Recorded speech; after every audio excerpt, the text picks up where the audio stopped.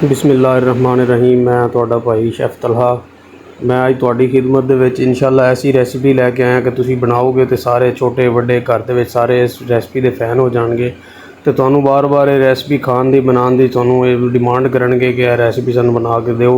बच्चे तो बहुत शौक नाल खांदे ने। मिक्स सब्जी वाला जिहड़ा पुलाव आ ओह किहदा फेवरेट नहीं है, ज़रा ये तुसीं भला दस्सो खां। तो सब तो पहले तुहानूं बनाना सिखाते हैं। बड़ा आसान तरीका है, बहुत ही आसान तरीका है। सब तो पहले कढ़ाई लैनी है तुसीं खूबसूरत जी, उहदे विच खूबसूरत जे प्याज पा के खूबसूरत जिहा मोटा मसाला पा देना। खड़े मसाले जिहड़े घर दे विच पे होण, असीं इहदे विच जीरा पाया, काली मिर्च पाई है ते तेज़ पत्ता पाया, एक दालचीनी का दाना पाया, 2 लौंग पाए ने। तो प्याज नूं ब्राउन कर लेना। इहदे विच जिहड़ा गरम मसाला उन्होंने अच्छी तरह फ्राई हो जाएगा। उसकी खुशबू जिहड़ी बाद निकलेगी ना, वो पूरा महल्ला पूछेगा तुसीं अज की पाता विच। तो उस तो इलावा फिर तुसीं इहदे विच अपना टमाटर 2-3 अदद पा लेने ने ते नाल उहदे विच सब्ज़ मिर्चां कट के पा के ते उस तो बाद उहनूं अच्छी तरह जिहड़ा ना फ्राई कर लेना।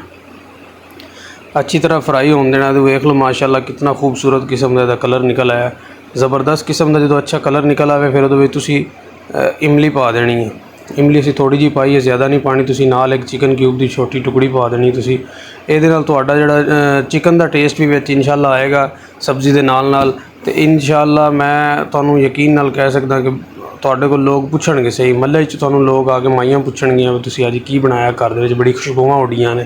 ते नाल तुसीं मसाले पा देने। मसाले कोई बहुत ज़्यादा नहीं पाने, सादे मसाले पाने ने। एक दड़ा मिर्च की चमची ला दिओ, 1 चमची नमक दी ला दिओ, 1 चमची जनाब धनिया पाउडर दी ला दिओ। तो नमक पा देना, 2-3 चमचा नमक पा देना, क्योंकि असी चावल जिहड़े हैं वो असी बना रहे हैं 3 गिलास, छोटा गिलास 3 गिलास बना रहे हैं। तकरीबन 3 पाव चावल बनते हैं। अच्छी तरह मसाला फ्राई कर लेना। उहदे विच जो कलर जिहड़ा लाल निकल आवे उस तरह तुसीं इहदे विच दही पा के दही नूं अच्छी तरह जिहड़ा ना भुनाई कर लैनी है। तो इंशाअल्लाह बहुत मज़ेदार रेसिपी है, लेकिन तरीका तुसीं सारा नोट करना है। तुसीं बहुत गलती कर जाते हो, फिर तुसीं कहंदे हो कि तुहाडे तरीके नाल साडे पुलाव बने नहीं, उन्हां दा अच्छा कलर नहीं आया, अच्छा टेस्ट नहीं आया। तो उस बाद मटर पा के ते तुसीं उहदे विच सब्ज़ी जिहड़ी आ वेख लो असीं जिस स्टाइल दे विच पाई है। यह स्टाइल जिहड़ा ना इंडियन स्टाइल है कटिंग दा। तो इस वास्ते असीं पुलाव का नाम भी असीं इंडियन पुलाव रखिया। तो अल्लाह के हुक्म नाल तुसीं ये इंशाअल्लाह खाओगे तो ज़रूर तुसीं सानूं दाद दिते बगैर रह नहीं सकोगे। सब्ज़ी नूं पा के अच्छी तरह जो भुनाई हो जाएगी फिर तुसीं इहदे विच पानी लाना है। पानी तुसीं पहले ही अपना उन्होंने दूसरा नाप के रख लेना है। तकरीबन 1 गिलास पानी दे विच तुसीं सब्ज़ी नूं भुनाई करनी है। इनू दम ला के अच्छी तरह सब्ज़ी नूं गला लेना है। तो बाकी जिहड़ा पानी, तो अगर 3 गिलास चावल लेने तो 3 गिलास पानी तुसीं पा के पहले ही साइड ते रख लेना है। या तुसीं 4 गिलास इकट्ठा पानी पा के रख लिया ना, तो थोड़ा थोड़ा करके अगर तुहानूं ज़रूरत पैंदी तो इहदे विच पानी पाई रखना है। तो बाकी गिलास वेख लो असीं साइड ते पहले ही 3 गिलास पानी पा के रखिया सी। सब्ज़ी साडी अच्छी तरीके नाल गल गई। तकरीबन इहनूं 15 मिनट दम दिता है कढ़ाई दे विच। ते उस तो बाद साडी सब्ज़ी गल गई सी। फिर उहदे विच असीं सारा जिहड़ा साडे कोल पानी पिया सी असीं सारा पानी पा दिता। चावल असीं पहले ही भिगो के रखे ने। जदों तुसीं चावल बनाने शुरू करने ने उस टाइम तुसीं उहदे विच अपना चावल भिगो के रख देने ने, ताकि आधा घंटा लगता तकरीबन इस प्रोसैस नूं। ते आधे घंटे दे विच तुहाडे चावल भी जिहड़े ने वो इंशाअल्लाह ज़बरदस्त जिहड़े ना तैयार हो जाणगे अपना मसाले दे विच शामिल करन वास्ते। तो उस तो बाद तुसीं वेख लो असीं आधे घंटे बाद इन्हूं पानी साइड ते कर लिया। पानी सैपरेट करके तो तुसीं चावल शामिल कर दो।